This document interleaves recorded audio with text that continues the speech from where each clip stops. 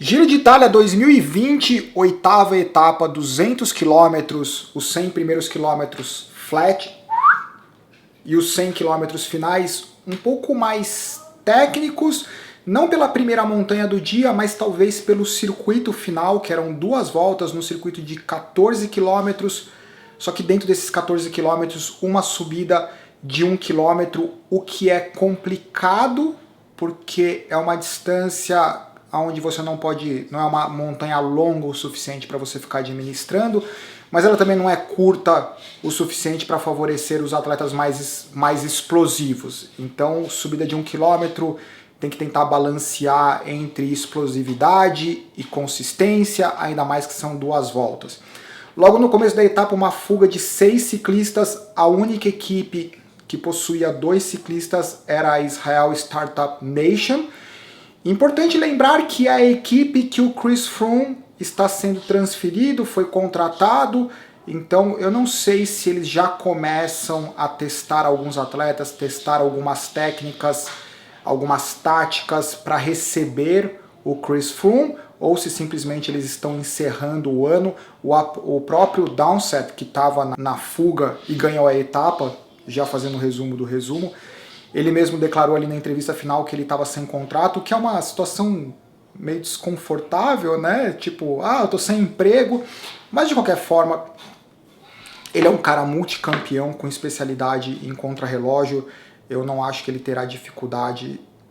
Não, mentira, eu não posso falar isso porque ultimamente o ciclismo sempre passa por esse ciclo de dificuldade de patrocínio. A CCC é uma equipe que também perdeu o patrocínio, ela precisa de um novo patrocínio, senão a equipe acaba. O ciclismo, apesar de movimentar muito dinheiro, sempre no final do ano, apesar de serem só 21 equipes, pelo menos 2, 3 equipes têm dificuldade de grana. Fuga.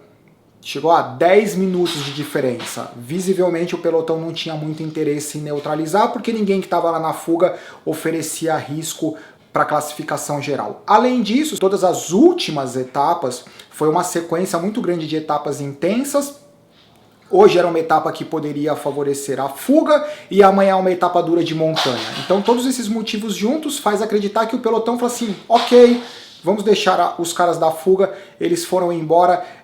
Começou a ficar mais decisivo, eles começaram a se atacar um pouco mais nos quilômetros finais. A Ineos com o Puccio tentou fazer algo, mas nada sólido por enquanto.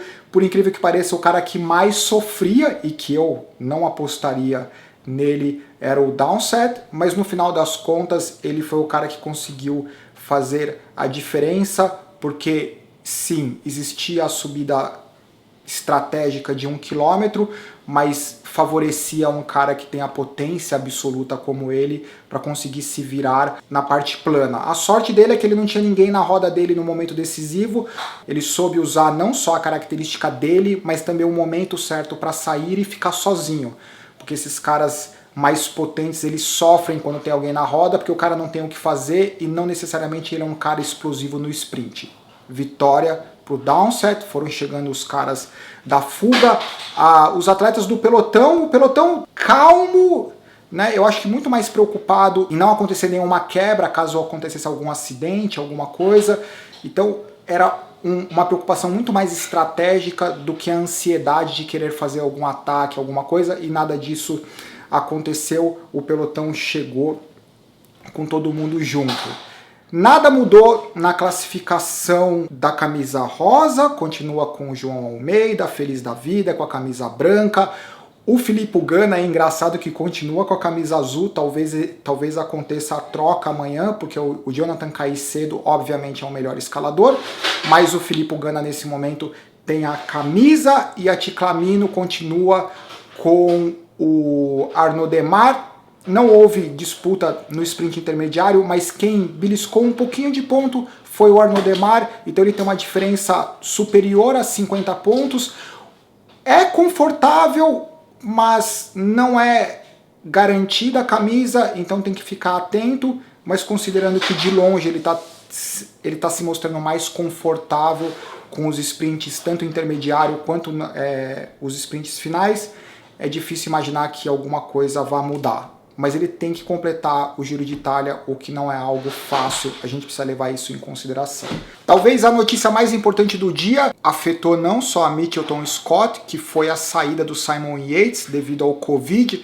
Eu acho que isso colocou um alerta em todas as equipes, porque a situação na Europa ela não está fácil, aumentando o número de casos, Paris-Roubaix cancelado, o que é uma pena, porque as provas clássicas, apesar dessa loucura do que é esse ano, as provas clássicas até então têm sido bem legais, com um show à parte de precipitação, de comemoração do Julian Alaphilippe. Então tá meio estranho saber o que vai acontecer com as próximas provas, as que já foram canceladas, a volta à Espanha. Vamos ver o que acontece, torcer para que aconteçam as provas, mas que ao mesmo tempo que todo mundo ali esteja seguro, certo? Essa é a 8ª etapa, teve o Mundial de Mountain Bike, quem quiser assiste lá no link. Abraço, tchau!